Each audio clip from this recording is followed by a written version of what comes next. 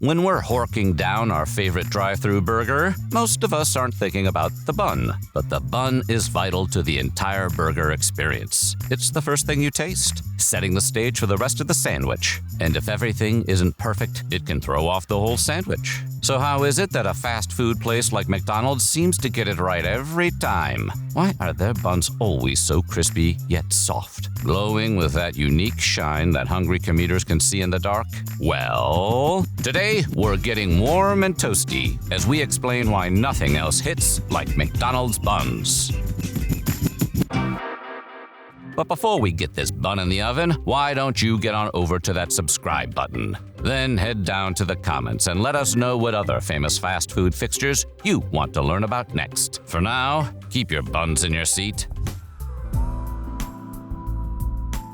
The origin of the hamburger is quite inconclusive if you're looking for someone to thank for the invention. Many will tell you that the first person to make the hamburger as we know it, which is a ground beef patty on a yeast bun, was a man named Fletch Davis from Athens, Texas. He was notable for handing out burgers on buns at the 1904 St. Louis World's Fair, which allowed millions of Americans to try one for the first time. But others will tell you that the true Burger King is Oscar Weber from Oklahoma, who used his wife's patented yeast buns to make the most popular burger of 1891. Other references in newspapers to burgers on buns go back even earlier than that. Whoever it was who first had the idea to put a burger patty on a bun, the resultant sandwich was a smashing success at the turn of the century and fostered in a new era of burgerdom for those weary of being served burger meat on bread slices. But it was in Wichita, Kansas around 1915 when Walter Anderson standardized flat patties on uniform white buns, the style of which became synonymous with modern hamburgers as well as the fast food industry.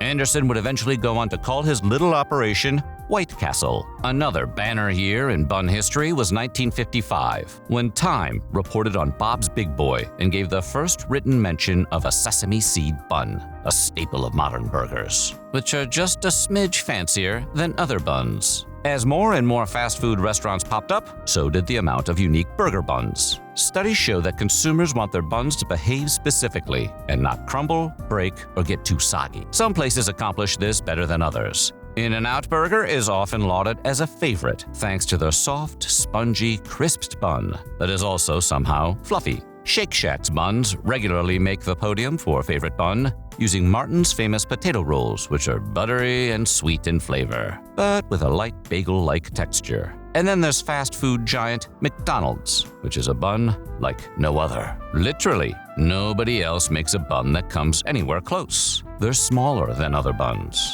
with a subtle yeast taste and toasted differently on each side. But perhaps their most endearing quality is that McDonald's buns are exclusive, sourced from members-only local bakeries that don't sell to just anyone.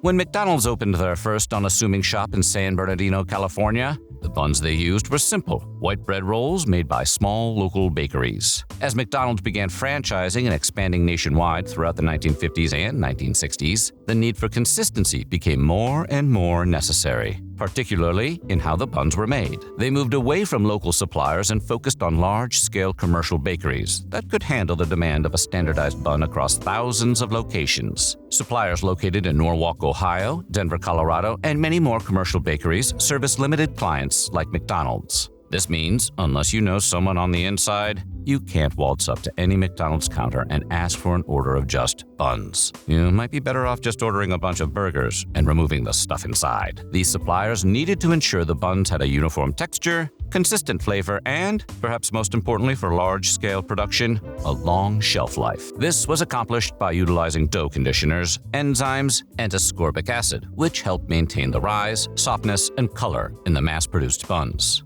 Now, with an unchanging recipe across all of their stores, McDonald's customers were certain to get the same dining experience no matter which location they drove through. And if anyone complained about the switchover from local to mass-produced, they weren't very loud about it.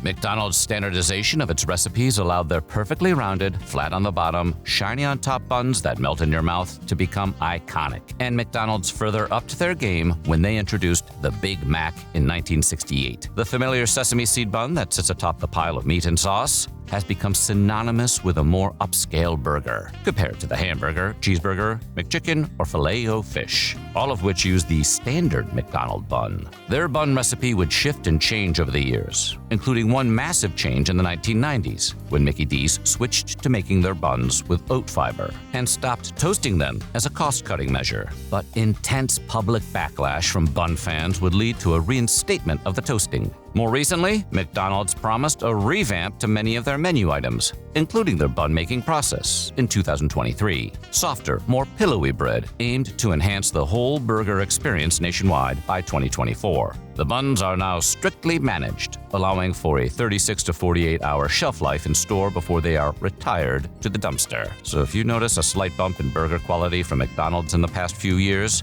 you weren't just imagining it. As beloved as they may be, McDonald's deliciously sculpted buns have occasionally scorched the golden arches. In 1982, Canadian bakery McGavin Foods were happy to be top suppliers of burger buns to one of the biggest clients one could land. However, McDonald's made the controversial decision to switch suppliers, garnering significant backlash from their former friends up north. Restaurants in British Columbia, Saskatchewan, and Manitoba would now be eating buns made in the U.S., which cost dozens of Canadian bakery jobs and brought about several protests. Americans might be too infatuated with Ronald's buns to allow for much experimentation, but around the world, McDonald's dares to get a little wild with their buns. Like when McDonald's Japan, not to be outdone by Burger King's Black Bun Whopper, introduced their own version called the Squid Ink Burger in 2014. The potential profitability of a golf McDonald's notwithstanding, the Squid Ink Burger has yet to make it to the States. Neither has McDonald's in China's Modern China Burger, sporting a gray bun that appealed to local palates but would get you arrested in America. McDonald's Singapore also tried out the McRice Burger, which replaced buns altogether with 2 pressed rice patties, ideal for anyone with dietary restrictions or for American children who are being punished. Speaking of dietary restrictions, McDonald's has stated it is looking into developing a gluten-free option for those delectable original buns, although there are no immediate plans.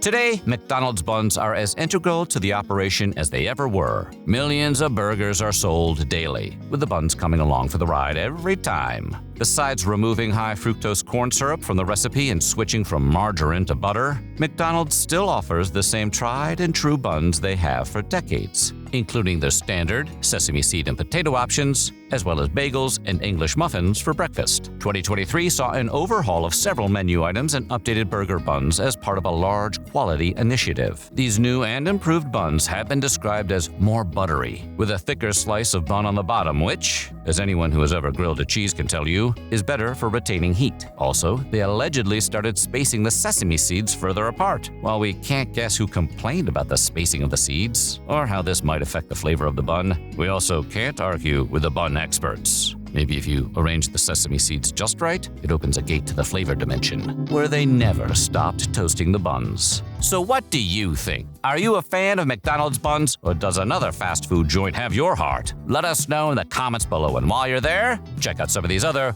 weird history food videos.